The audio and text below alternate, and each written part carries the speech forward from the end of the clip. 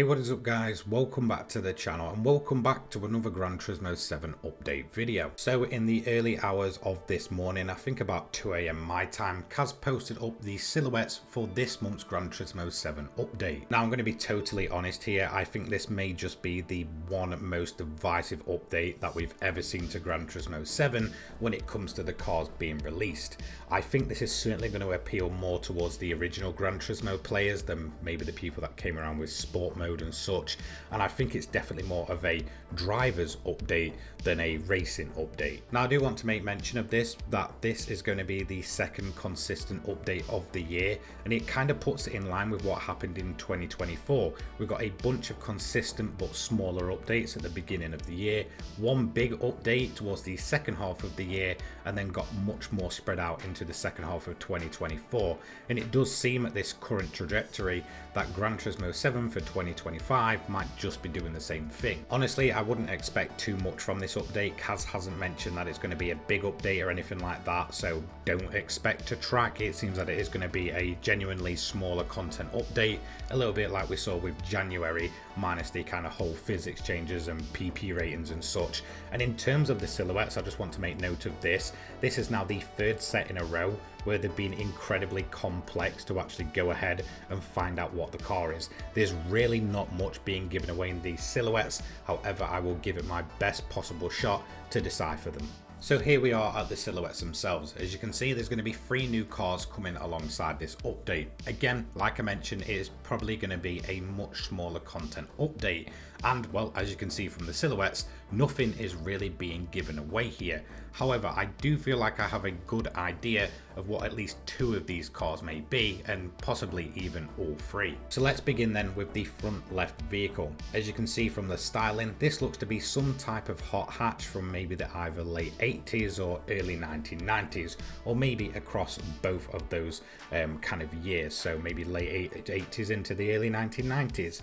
As we can see from the silhouette itself, there's really not much being given away here. From the styling, it's definitely a very kind of square, boxy vehicle, and there's really absolutely nothing in terms of the finer details. The only things that really caught my attention was the lines on the actual bonnet of the car, and right in the middle on the top of the vehicle is a huge, massive, long antenna.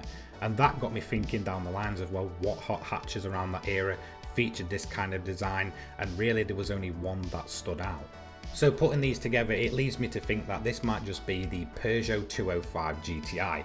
Now when we look back at the silhouette, there's a few things that match up here. The bonnet lines, they are in exactly the right place as where they are on the silhouette itself. If you take a look just off from the front sides of the car, you can just gently make out the lines here that are on the bonnet on this white variant. And as you can see, the most iconic thing that's on show is that huge middle antenna, which you can see here on this car. And it does kind of make sense for this car to come to the game. Of course, it's not present currently. However, we do have the Group B Rally variant, which is of course an entirely different beast, but there's no road going version. And we've seen this a lot with a lot of the kind of classic rally cars, is that there's a road version to go with it.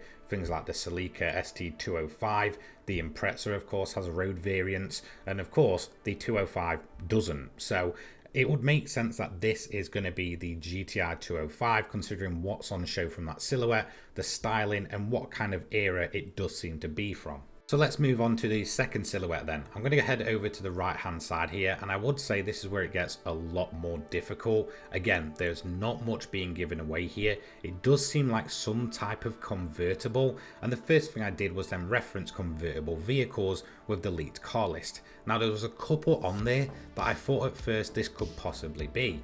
Of course, there's also the missing Mazda Roadster generation, which is the NB, and I thought, well, it's possible. However, looking at the front here, I feel like the kind of lights don't go up enough to actually where the kind of edge of the bonnet is, so I don't think it's the NB Roadster.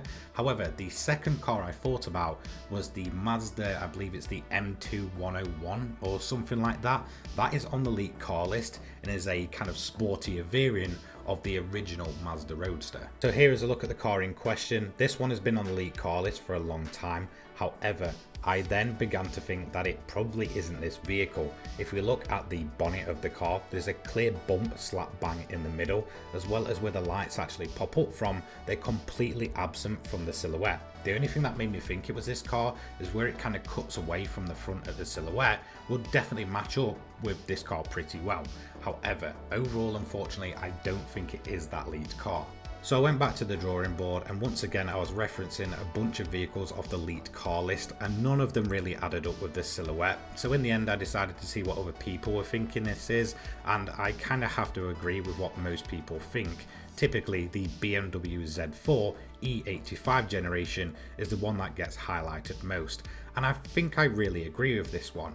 It does have the kind of little washer pins at the bottom of the windscreen, which are in the exact same place, as well as the way that the bonnet cuts off from a clear line before the headlights actually begin to show.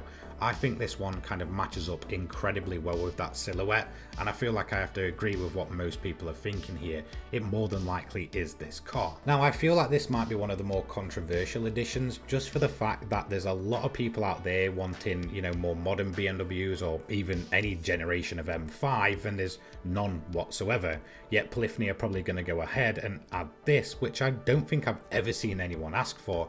As for my personal opinion, I'm just not that excited about this car. It doesn't really appeal to me. I'm not typically a huge fan of convertibles, and honestly, when it comes to road cars, especially these kind of convertible roadsters, the, I guess, more weird and wacky and obscure, the better. So really, I'm not too bothered. I think it could be good overall if it does get the right types of upgrades, maybe even a day one engine swap, which can, you know, kind of turn it into a race car, which I think would be fantastic and completely overhaul the car in my opinion.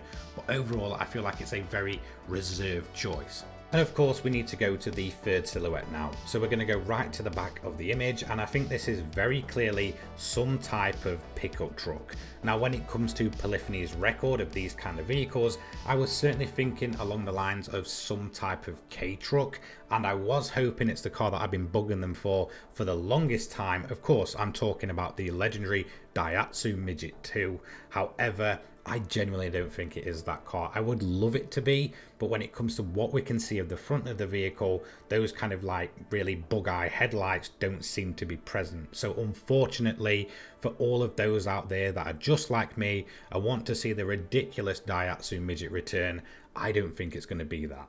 Now for those Gran Turismo fans out there, or maybe you're new to Gran Turismo, this is what the Daihatsu Midget looked like in the previous games. As you can see, it is very much a K-truck. It does have the whole kind of pickup bed in the back. However, as you can see, there's a few things missing from the silhouette. The big tyre on the front's not there. Of course, when it comes to the headlights, it does kind of bulge out with those kind of bug-eye lights, and they don't seem to be present on what's being shown on the actual silhouette. So unfortunately, for those fans just like me, I genuinely don't think it's the Midget 2. So if it isn't, then come on Polyphony, you need to add this car. It's been iconic ever since its first edition, and it just needs to make a comeback. But what does this car then seem to be?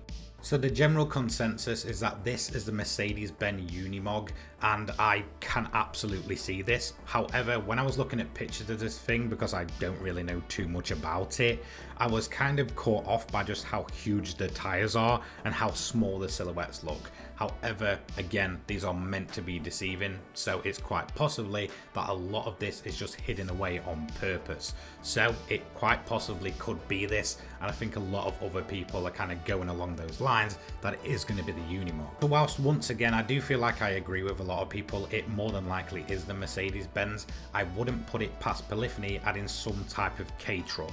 Again, when it comes to the size of the silhouette, that seems to match up actually quite well. Again, just some tiny little K-truck, not exactly sure on what type of variant, I'm not fully clued up on those things, but it would make sense given their track record of obscure Japanese vehicles. So again, if it isn't a Mercedes, I think it will be some type of little K-truck. Anyway, that's just what I think these silhouettes are. Let me know what you think down in the comment section below. The update will be coming, I think, pretty obviously next Thursday, the final Thursday of the month.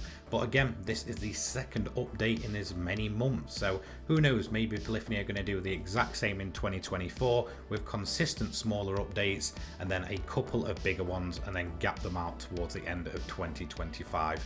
That's it from me. I'll see you in the next one. Take care, guys. Peace.